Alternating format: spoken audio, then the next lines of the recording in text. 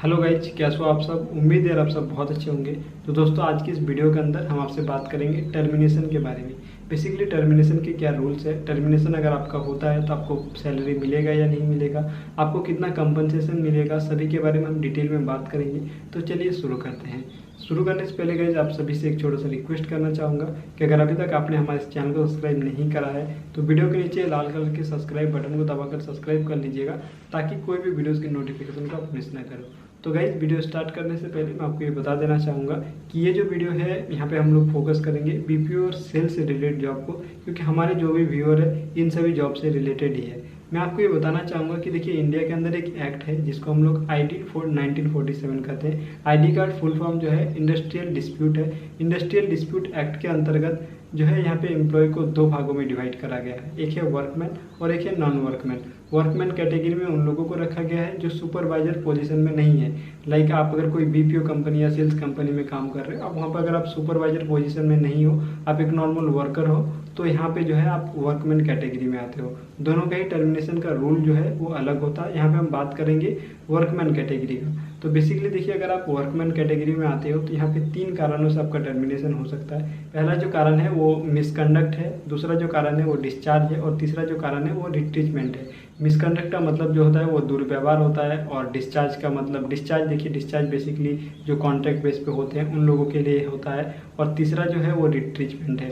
रिट्रीचमेंट के अंतर्गत ही जो है मैक्सिमम लोगों का टर्मिनेशन यहाँ पे होता है। देखिए, इन तीनों ही कैटेगरी में कहीं पर भी आपका परफॉर्मेंस मायने नहीं रखता है। अगर आपका परफॉर्मेंस खराब हो तो किसी भी कारण, इन तीनों कारणों में से किसी भी कारण में से आपको जो है टर्मिनेशन नहीं करा जा सकता है। अगर आपका परफॉर्मेंस खराब होता है तो इसके लिए अलग प्रावधान है, आपको PIP साइन करवाया जाएगा। उसके बाद अगर आपका परफॉर्मेंस फिर भी ठीक नहीं होता है, उसके बाद आपका टर्मिनेशन होगा।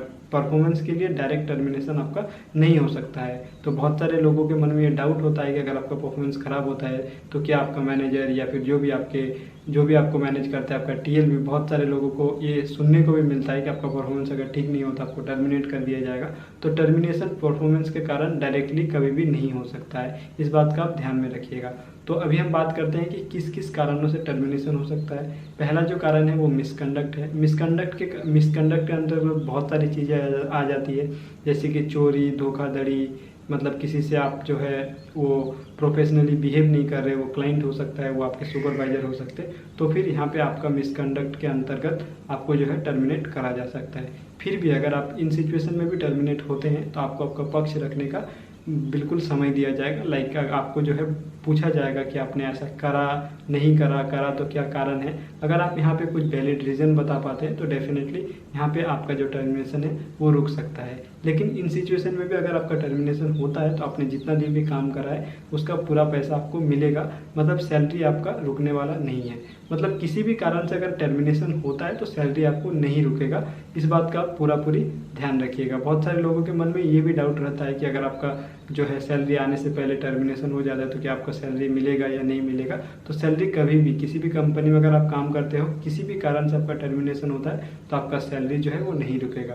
तो मिसकंडक्ट के अंतर्गत और भी बहुत सारी चीज़ें, जैसे कि चोरी, धोखाधड़ी इन द सेंस कि आप कोई कंपनी में काम कर रहे हो, क्लाइंट का डाटा इधर उधर कर रहे हो, किसी भी कारण से अगर आप मतलब पकड़े गए इन सभी चीज़ों में तो फिर आपका जो है टर्मिनेशन डायरेक्टली हो जाएगा।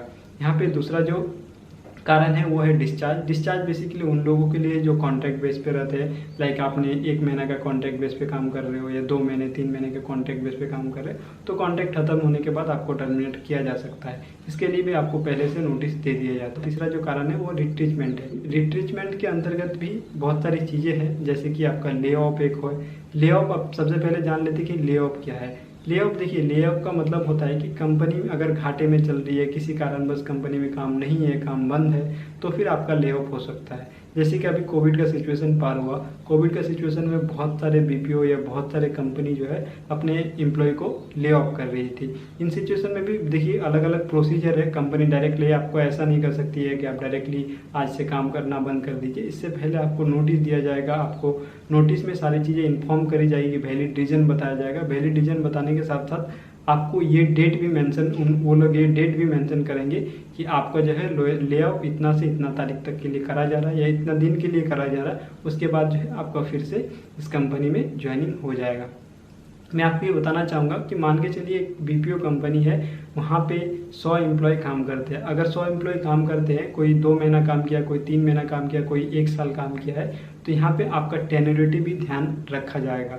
टेन्योरिटी ध्यान इसलिए रखा जाएगा क्योंकि देखिए मान के चलिए पूरा कंपनी ही बंद होता है तो फिर बात का बात है, लेकिन अगर आपका पूरा कंपनी बंद नहीं होता है, उन्हें 20 लोगों को रखना है, 80 लोगों को ले ऑफ करना है, तो यहाँ पे टेन्योरिटी का पूरा ध्यान रखा जाएगा। लाइक अगर जो है आपने ज़्यादा दिन काम करा है तो आपको प्रेफरेंस मिलेगा, अगर किसी ने कम दिन काम करा है तो उसका ले आउट किया जाएगा। इसके अलावा मैं आपको ये भी बताना चाहूँगा कि देखिए ले ऑफ के अलग अलग तरीके और भी होते हैं, लाइक अलग अलग कारण और भी होते हैं। लाइक कंपनी जो है घाटे में चल रही है इन द सेंस कि मान के चलिए उनका कोई बड़ा क्लाइंट छूट गया, जिसके कारण से जो है आपको 2-4 दिन के लिए नहीं काम दे पा रहे हैं, तो ऐसे में भी आपका ले ऑफ करा जा सकता है। देखिए ले ऑफ करने के भी अलग अलग तरीके होते हैं। ले ऑफ में क्या होता है कि बहुत सारे कंपनी, जैसे कि अभी बहुत सारे लोगों के मन में ये डाउट होगा कि ले ऑफ करेगा तो आपको पैसा मिलेगा या नहीं मिलेगा, 1 हफ्ते के लिए अगर आपको बैठाता है तो उसके लिए वो लोग पैसा देंगे या नहीं देंगे। तो रूल्स के अनुसार अगर आपको 45 दिन तक बैठाया जाता है तो 45 दिन का जो आपका बेसिक सैलरी है और डीए है, इसका 50% पैसा आपको देना पड़ेगा। इस बात का आप ध्यान में रखिए। अगर कंपनी पैसा नहीं देती है तो भी आप उनको लीगल नोटिस भिजवा सकते हैं या फिर उनसे डायरेक्टली बात कर सकते हैं कि ये जो कारण है, इन कारण से अगर आप हमें ले आउट कर रहे हैं तो इसके बदले में हमें इतना पैसा मिलना चाहिए। वो पैसा हमें कब तक मिलेगा या नहीं मिलेगा। अगर नहीं मिलेगा तो आप उनको चैलेंज कर सकते हैं। इसके लिए भी आपको जो है टोटल प्रावधान है, आप किसी भी वकील से बात कर डायरेक्टली नोटिस भिजवा सकते हैं। अब ये जो ले ऑफ है, ले ऑफ बेसिकली जो है कुछ नेचुरल डिजास्टर वगैरह या फिर कुछ ऐसे समय में होता है जब मतलब कंपनी को अचानक से कुछ प्रॉब्लम आ जाती है। इसके अलावा रिट्रीचमेंट क्या है, देखिए रिट्रीचमेंट में क्या होता है कि कंपनी जो है किसी भी कारणवश मतलब कंपनी अभी चल नहीं रही है, कंपनी को ज़्यादा लोगों की ज़रूरत नहीं है तो आपको निकालना है या फिर किसी भी एम्प्लॉय को निकालना है, तो इसके लिए रिट्रीचमेंट करा जाता है। रिट्रीचमेंट में क्या होता है कि अगर आप किसी भी कंपनी में काम कर रहे हो, मान के चलिए आप किसी कंपनी में 1 साल से ऊपर काम कर रहे हो, तो अगर आपका रिट्रीचमेंट होता है तो कंपनी को कंपनसेशन देना पड़ता है। कंपनी में अगर कोई लोग काम कर रहे हैं, मतलब 10 साल तक काम कर रहे हैं, 10 साल उन्होंने काम करा है, तो 10 साल का 1 साल का 15 दिन, तो 10 साल का 150 दिन का पैसा जो है आपको देना पड़ेगा कंपनी को। तो रिट्रीचमेंट का जो सिचुएशन है, इसमें क्या होता है कि बेसिकली जिसका ज़्यादा टेन्योरिटी रहता है वो लोग को रख लेते हैं, जिसका कम टेन्योरिटी रहता है उनको निकालते हैं। तो बेसिकली क्या होता है, इनसे कंपनी को क्या फ़ायदा होगा कि कम जो टेन्योरिटी रहेगा उसके लिए उनको कम कंपनसेशन देना पड़ेगा, क्योंकि पर ईयर का 15 दिन के हिसाब से कंपनसेशन देना पड़ता है। मैं आपको ये बताना चाहूँगा कि रिट्रीचमेंट के अंतर्गत बहुत सारी चीज़ें आती है।